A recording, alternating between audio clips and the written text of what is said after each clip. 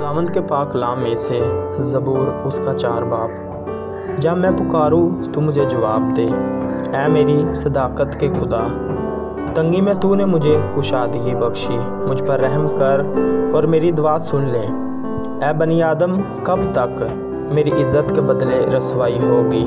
تم کب تک باطلت سے محبت رکھو گے اور جھوٹ کے در پہ رہو گے؟ جان رکھو کہ خداوند نے دیندار کو اپنے لیے الگ کر رکھا ہے۔ جب میں خداوند کو پکاروں گا تو وہ سن لے گا۔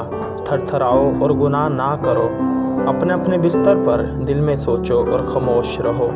صداقت کی قربانیاں گزرانو اور خداوند پر توکل کرو۔ بہت سے کہتے ہیں، کون ہم کو کچھ بھلائی دکھائے گا؟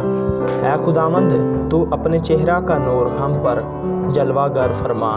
تو نے میرے دل کو اس سے زیادہ خوشی بخشی ہے جو ان کو غلہ اور میں کی فرامانی سے ہوتی تھی۔ میں سلامتی سے لیٹ جاؤں گا اور سو رہوں گا، کیونکہ اے خداوند، فقط تو ہی مجھے مطمئن رکھتا ہے۔ آمین۔